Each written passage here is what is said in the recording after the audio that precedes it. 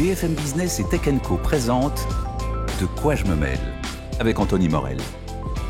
Allez, on est de retour pour la deuxième partie de quoi je me mêle, épisode nostalgique. J'adore cette pastille avec notre ami Christophe Joly. Salut Christophe. Salut. Christophe, notre conteur, notre historien, notre mémoire de la tech, celui qui se plonge dans les archives. Bah ouais. Attends, je fais les choses bien. Moi, c'est la première fois Anthony, qu'on est ensemble. Ça me fait plaisir. Voilà, donc je t'accueille comme il se doit, avec tous les honneurs dus. Non, mais c'est vrai que alors je disais, j'adore ce rendez-vous parce qu'effectivement, l'idée, c'est de se replonger dans les archives de la tech et aussi d'éclairer le présent à la lumière du passé de ces technologies. Tu nous as fait des épisodes sur l'histoire de l'iPad, l'histoire du QR code, les smartphones Galaxy, le robot Aibo. Tout ça a été retrouvé évidemment en podcast et sur la chaîne YouTube de Tech Co. Et aujourd'hui, on va parler d'un objet qui a changé nos vies, qui a transformé nos salons déjà, qui nous a fait gagner de la place. C'est l'arrivée des télés, des écrans plats et particulièrement des écrans plasma, parce que les plus jeunes qui nous écoutent n'ont peut-être pas connu cette époque où on avait des télés cathodiques. Et des cubes. Des cubes, exactement. Bons gros cubes. Fallait un meuble, quoi. Ouais, c'était vraiment la télé, il fallait la place pour l'installer. Avec parfois le magnétoscope intégré dans l'écran. Mais oui. Pas dans l'écran, mais dans l'ensemble des combis. Évidemment. Alors, certains en ont peut-être gardé, notamment les rétro gamers, parce que c'est toujours sympa de jouer sur une télé cathodique avec ces vieilles consoles. Mais c'est vrai que, alors on est à la fin des années 90, et là 97. Remets-nous un petit peu dans le contexte de l'époque et de cette révolution qui est arrivée. Alors je me suis penché sur le premier écran plat. C'est la question que je me suis posée, et le premier semble être un écran plasma. Donc en 97, présenté par Philips. Il faut savoir que Pioneer a présenté son écran également. Un plasma, on en parle beaucoup moins, c'est beaucoup moins documenté, mais on est en août 96, au CeBIT d'Hanovre, présentation, au CES 97. Ça n'existe plus, le CeBIT d'Hanovre. Comment ? Ça n'existe plus, le CeBIT d'Hanovre. Non, ça n'existe plus, non, c'est terminé, ça fait aussi partie. On parlera peut-être des salons d'ailleurs, qui ont disparu, il y en a quelques-uns. Donc on est en 98 quand Philips lance ce premier écran plasma, dont le nom, je te le donnerai tout à l'heure, mais ça dit, c'est les noms des télévisions est toujours un peu étrange. Oui, on en parlait dans l'épisode juste avant, voilà. C'est toujours nébuleux. Donc en 97, Amazon n'a que 2 ans, c'est un bébé entre guillemets, c'est le lancement de la première version de la norme USB. En 96, le Wi-Fi n'existe pas, il est lancé en 97. Toi compte le Wi-Fi. On est le premier iMac, donc l'iMac de la renaissance d'Apple, on va dire. Le Bluetooth arrive en 98 et Google n'existe pas encore. Voilà. Il y a eu un monde avant Google. C'est comme avant Jésus-Christ, il faudrait compter le monde avant Google. Voilà, c'est ça. À l'époque, donc on l'a dit, ne se vendent quasi que des tubes cathodiques, même que des tubes cathodiques, à hauteur de 11 milliards de francs. Parce qu'on était en francs aussi, on n'était pas encore à l'euro. Parmi les marques, moi je me rappelle très bien, il y avait Sony avec les Trinitron, qui était un peu la marque référente. On avait Philips, Thomson, Grundig, Toshiba, Panasonic. Et on avait déjà un effet mondial. En 98, rappelle-toi, le mondial de foot est en France. Qui ne se souvient pas. Et ça avait boosté les ventes dans des proportions incroyables, puisque 40% d'augmentation de ventes en avril-mai 98 versus 97. Et alors attends, là, à ce moment-là, la première télé, elle a été présentée, oui. Elle est lancée sortie en 98, elle est sortie. Elle est sortie, mais tu as trois plaies de tondu qui l'ont, quoi. Oui, même peut-être un peu moins, parce que tu vas voir les prix tout à l'heure, c'était des prix juste astronomiques. Donc là, on est encore dans le cathodique. Il faut attendre 2006 pour qu'ils se vendent autant d'écrans plats que de télé cathodique. Donc le delta est quand même assez long, ça mettra vraiment du temps à s'imposer, inhérent au prix évidemment, sachant que le plasma se fera très rapidement doubler par le LCD. Ah oui, c'est ça. C'était moins cher. Je vais donner quelques chiffres. En 2003, 120 000 télés à écran LCD sont vendues contre 48 000 téléviseurs à écran plasma. Donc dès 2003, le LCD double plasma.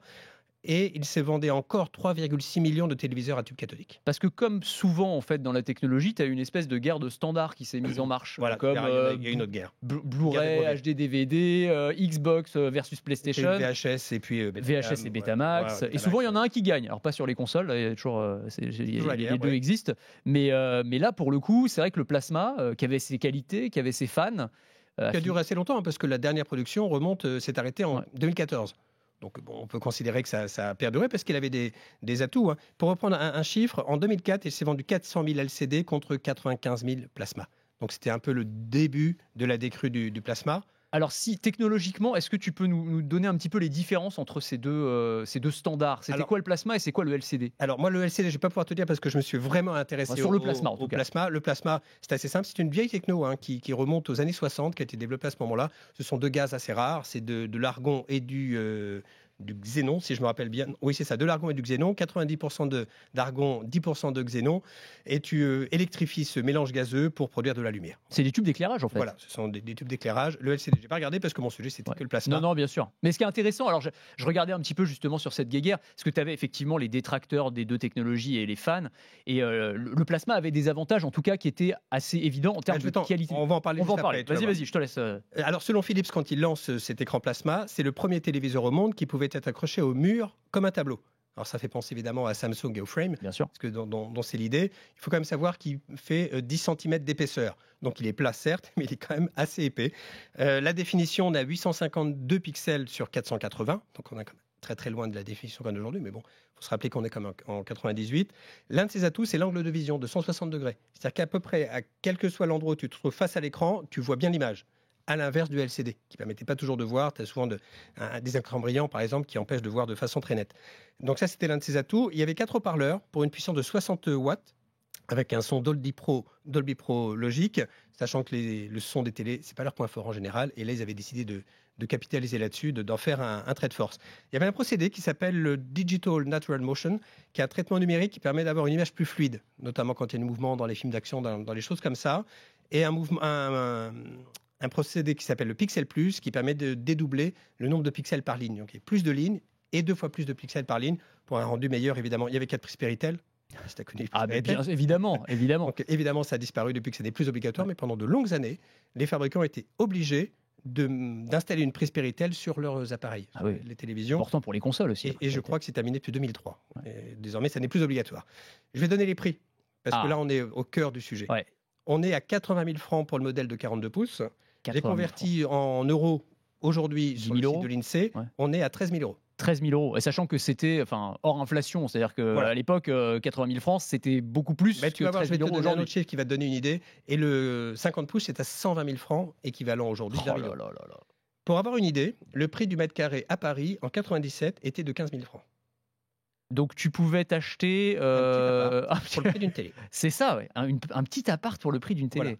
Donc à choisir, je crois que je préférais l'appart à l'époque. Donc effectivement, il a fallu un petit peu de temps pour ça se popularise, on va dire, pour que ça rentre dans les foyers. C'est rigolo parce que je sais pas si tu as vu la série The Office ou pas. Non. La série américaine The Office, donc avec Steve Carell. Et il y a un moment, il y a un épisode où il dit, alors ça doit se passer au début des années 2000, peut-être un peu plus tard, et il dit j'ai enfin craqué, je me suis acheté un écran plat. Et là, tu vois, sur le plan, il a un tout petit écran plat, parce que c'est un écran plasma. Il a un tout petit écran plasma, parce que c'est tout ce qu'il a pu se payer finalement, tellement les prix étaient élevés en fait. Ouais. Et d'ailleurs, les prix ont quand même baissé assez rapidement, parce que le plasma est passé de 15 000 euros à 4 000 euros entre 2002 et 2004.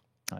Donc 15 000, 4 000 et même 2 500 euros avec des marques de distributeurs. Je te rappelle, Carrefour, bien sûr. C'est ses propres marques. L'écran LCD, parce que c'était quand même le concurrent, un 32 pouces coûtait 3 000 euros en 2004, 1 600 en 2005 et 1 200 en 2006.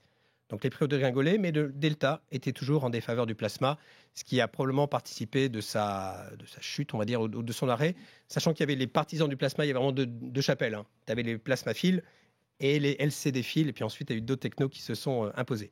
Alors, tu me posais la question des atouts du plasma.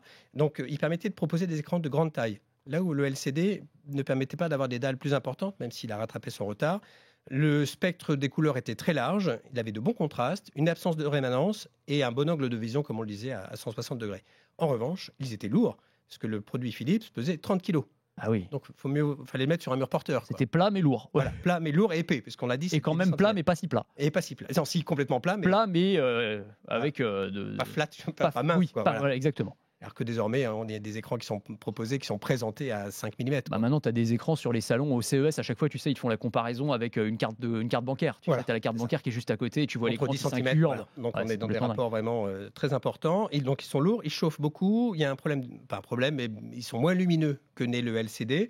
Il y a le problème du burning pixel. Tu sais, c'est les images fixes. C'est-à-dire que tu veux le logo d'une chaîne, par exemple. Eh bien, les pixels mouraient du fait qu'il n'y ait pas d'animation, en fait, qu'il ne bouge pas. C'est pour ça qu'il était déconseillé d'utiliser un ordi avec un écran plasma, parce que tu cramais ton écran, tu cramais les pixels. Ça, c'était quand même un des éléments qui ont fait qu'ils ont perdu la bataille, parce qu'il y avait quand même cette réputation, effectivement, le burning pixel, le fait que la longévité moyenne était quand même moins importante que celle d'un LCD. Ça joue du point de vue du consommateur, évidemment, c'est des impôts. Et autre défaut, on en parlait moins à l'époque, c'était la consommation électrique qui était plus élevée, mais qui savait ce que consommait sa télé à l'époque. Oui, c'est ça, on s'y intéressait beaucoup moins. On s'y intéressait beaucoup moins. Donc le LCD fera la différence par une meilleure luminosité, des couleurs magnifiques, une durée de vie plus longue comme on l'a dit, et in fine, le LCD est parvenu à s'aligner sur la qualité d'image, y compris sur des grands formats. Alors on en a parlé, c'est l'occasion d'une guerre, souvent d'une guerre de brevets en matière de tech. Et en 2004, Fujitsu a attaqué Samsung en reprochant de violer les brevets du plasma. Alors la guerre c'est une blitzkrieg, ça a duré 2 mois, et à tel point quand même que le gouvernement japonais a interdit l'importation d'écrans Samsung au Japon. Donc c'était vraiment presque une guerre diplomatique, parce qu'il y a eu des consultations d'ambassadeurs. In fine, ils ont trouvé un accord. Alors la réponse de Samsung, c'était on ne fait qu'utiliser des brevets très répandus, partout dans le monde, y compris aux États-Unis. Donc ce n'est pas la propriété de Samsung. Ils ont quand même trouvé un accord sur une durée de 5 ans qui permettait un partage des brevets. Comme ça, l'âge de guerre a été enterré. Ça n'a duré que 2 mois, mais on fera peut-être un sujet un jour sur cette guerre de brevets. Absolument. Parce qu'il y en a quand même qui sont assez homériques. Et la fin du plasma, c'est quand alors ? Donc c'est 2014. 2014, ça s'arrête. Voilà. Fujitsu, en 2008, a arrêté de les produire. Pioneer, Hitachi en 2009. 2012, François et Jérôme Colombin prédisaient déjà la fin du plasma. Ils avaient le nez creux. Panasonic a arrêté en 2013. LG, Samsung en 2014. Et depuis 2014, c'est terminé. Donc à la guerre du plasma LCD a succédé une autre guerre, c'est celle du LED, mini LED et de l'OLED. Voilà. Donc là, c'est de nouveaux formats qui s'imposent. Sachant qu'aujourd'hui, Samsung domine largement le marché des écrans plats, parce qu'il n'y a plus que ça désormais, avec 30% de part de marché, et suivent TCL, chinois, LG et Hisense. Donc c'est vraiment la Corée d'un côté, la Chine d'un autre, avec une prime pour les Chinois au niveau des grands formats. Ouais. C'est là-dessus vraiment qu'ils essayent de prendre l'ascendant. Ce qui est intéressant avec l'arrivée des premiers écrans plasma et LCD, enfin des premiers écrans plats, c'était aussi le côté marqueur social. Moi, je me souviens de ça. C'est-à-dire que quand tu allais chez quelqu'un qui avait un écran plat, c'était aussi un truc, waouh, il a un écran plat. Il y avait un effet waouh. Il y avait un effet waouh, exactement. Et ça, c'est un truc. Aujourd'hui, c'est plus compliqué parce que les écrans plats, ils se ressemblent plus ou moins tous. Mais demain, ce sera le cas avec les écrans transparents. Oui, c'est ça. Maintenant, c'est ou alors incurvable ou le truc qui rentre dans son. Très fin. C'est ça, tout à fait. Donc non, c'est absolument passionnant. Et on voit aussi l'évolution des prix. Moi, c'est un truc qui me fascine sur les télés. Et c'est là qu'on voit qu'un marché où il y a de la concurrence, c'est quand même assez formidable parce que les prix ils sont extrêmement élevés au début et au bout de quelques années, voire quelques mois. À ton avis, combien coûte une télé en moyenne aujourd'hui ? À l'achat, je dirais entre 500 700, je dirais. Pas mal. Ouais. On est à 521 € selon l'Institut GfK. Il faut savoir qu'aujourd'hui, on dit souvent que la télé est morte. C'est l'objet télé, parce que les gens regardent sur les ordi, pas tant que ça, parce que l'an dernier, il s'est vendu 3 600 000 téléviseurs, selon GfK. C'est autant que les premiers chiffres qu'on a donnés dans les années 98, en léger recul de 2%. Il va y avoir un petit effet euro, là, et JO imagine, et JO, mais dans une moindre mesure visiblement. Un modèle vendu sur 3 est en 4K, c'est du LCD aujourd'hui. La taille moyenne, c'est 47 pouces. On a gagné 1 pouce en un an. Donc peut-être qu'on va gagner encore un petit peu plus. Et pour finir, le frame de Samsung, qui est la télé qu'on accroche comme un tableau, il pèse 8 kg versus 30 kg pour le Philips. Et il fait 2,5 cm d'épaisseur versus 10 cm pour le... Dingue. Des télés toujours plus fines, toujours plus grandes et toujours plus spectaculaires. Et là, j'ai vu au CES que c'est les écrans transparents. Complètement. Mais dont on parlait déjà il y a 10 ans. Ça, c'est vrai. Mais ça y est, elles arrivent commercialement. On a eu les premiers modèles effectivement présentés au CES. Et c'est passionnant tout ça. Merci beaucoup, Christophe. Merci pour ce nostalgique. Et puis, on se retrouve la prochaine fois pour un autre objet à redécouvrir avec toi. Tu vas encore te plonger dans nos archives de la tech. Merci à tous de nous avoir suivis. Et on se retrouve très vite pour De quoi je me mêle. De quoi je me mêle sur BFM Business et Tech & Co.